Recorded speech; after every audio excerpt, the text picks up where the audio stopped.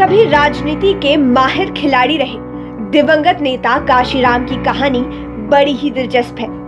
15 मार्च 1934 को पंजाब में जन्मे काशीराम ने भारत के सबसे बड़े राज्य उत्तर प्रदेश की राजनीति की फिजा ही बदल कर रख दी।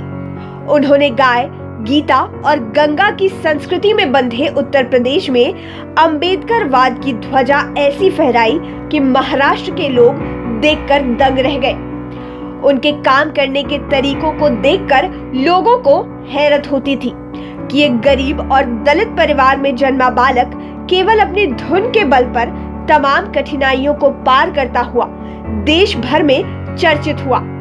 उन्होंने उत्तर भारत के दलितों को पिछलग्गूपन की राजनीति से मुक्त कराया और एक स्वतंत्र राजनीति दिशा तय कराई।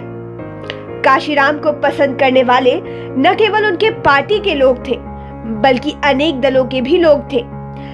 बात साल 1964 की है जब काशीराम की उम्र 30 साल थी। वह explosive research and development lab में रिसर्च असिस्टेंट की नौकरी करते थे। एक रात अचानक उन्होंने गौतम बुद्ध की तरह कुछ प्रतिज्ञाएं ली। उन्होंने तय किया कि कभी घर नहीं जाऊंगा, अपना घर नहीं बनाऊंगा, गरीबों दलितों के घर ही हमेशा रहूंगा, रिश्तेदारों से मुक्त रहूंगा, शादी, श्राद्ध, बर्थडे जैसे समारोहों में शामिल नहीं होऊंगा, कहीं पर नौकरी नहीं करूंगा, फूले और अंबेडकर के सपनों को पूरा होने तक चैन से नहीं बैठूंगा। काशीराम ने इसका बखूबी पालन भी किया। एक बार मंच से जब वह बोल रहे थे, उसी भीड़ में उनके पिता हरि सिंह श्रोताओं के बीच बैठे दिखे। पिता ने भी मिलने की इच्छा जताई, लेकिन काशीराम उनसे नहीं मिले। पिता की मृत्यु के बाद भी वह घर नहीं गए, वहीं आजीवन अपनी मां से भी नहीं मिले। कभी कभी लगता है इतना कठोर होना क्या जरूरी था। इसका जवाब तो काशीराम ही दे सकते थे। दरअसल ये कठोरता इसीलिए थी कि वह अत्यंत संवेदनशील थे।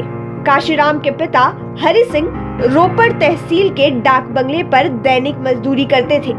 बचपन में जब वे वहां पहुंचे तो देखा कि कोई साहब बंगले में रुके हुए हैं और पुराने जमाने का हाथ से चलने वाला पंखे की डोरियां उनके पिता खींच रहे हैं और फिर थक कर सो गए। बालक काशीराम चुपचाप वहां से चला आया, अपने पिता से मुलाकात भी नहीं की।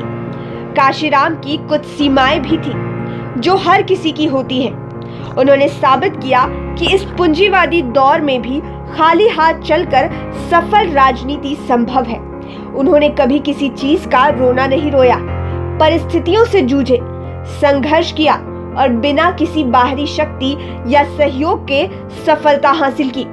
उत्तर भारत की राजनीति से गांधीवाद के बुखार को उतारकर उन्होंने फूले अंबेडकर के लिए ऐसी अनुकूलता विकसित की जिसकी चर्चा आज भी घर घर में होती है।